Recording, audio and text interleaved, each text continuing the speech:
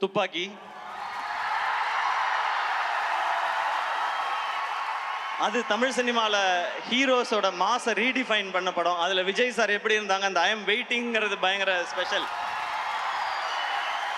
அதுக்கப்புறம் நீங்கள் கத்தி பண்ணீங்க, தர்பார் பண்ணீங்க. அது மட்டும் இல்லாமல் நீங்கள் ஒர்க் பண்ண ஹீரோஸ்லாம் பார்த்தா சூப்பர் ஸ்டார் ரஜினி சார், இந்த பக்கம் சிரஞ்சீவி சார், இந்த பக்கம் மகேஷ் பாபு சார், அப்புறம் ஆமீர் கான் சார், சல்மான் கான் சார், இந்த வரிசையில் சிவகார்த்திகேயனையும் சேர்த்துக்கிட்டதுக்கு ரொம்ப தேங்க்ஸ்.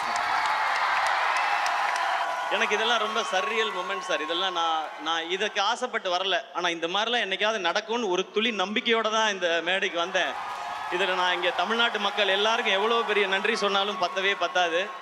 முருகதாஸ் சாரோட எனர்ஜி, அவருடைய கதை சொல்கிற விதம், இது தமிழ்நாட்டு மக்கள் எல்லாருக்குமே ரொம்ப பிடிச்சது. எனக்கு இன்னொரு பர்சனலாக ஒரு கனெக்ஷன் இருக்குது. முருகதாஸ் சார் உங்கள் பேரில் என் அப்பா பேரும் இருக்குது, அது ஒரு கனெக்ஷன்.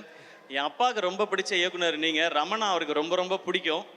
ஐ திங்க் இன்னைக்கு அப்பா இருந்தால் பயங்கர ஹாப்பியாக இருந்திருப்பாங்கன்னு நினைக்கிறேன். இப்படி ஒரு டேரக்டரோட நம்ம பையன் ஒர்க் பண்ணுறான்னு சொல்லி. உங்களோட படத்தில் இருக்க விஷுவல் ஆகட்டும், ஹீரோயிசம் ஆகட்டும், சாங்ஸ் ஆகட்டும், பஞ்சஸ் ஆகட்டும், ஃபைட் எல்லாமே ரொம்ப ஸ்பெஷல் சார். இது நீங்கள் ஒரு இன்டர்வியூவில் சொல்லியிருந்தீங்க, என்கிட்டையும் சொன்னீங்க. இந்த கதை ரொம்ப வருஷத்துக்கு முன்னாடி எஸ்ஆர்கேக்கு சொன்னேன் அப்படின்னு சொன்னீங்க. இந்த எஸ்ஆர்கே பண்ண வேண்டிய படம் இந்த எஸ்கே பண்ணதே ஒரு பெரிய பெரிய பாக்கியம் சார். இது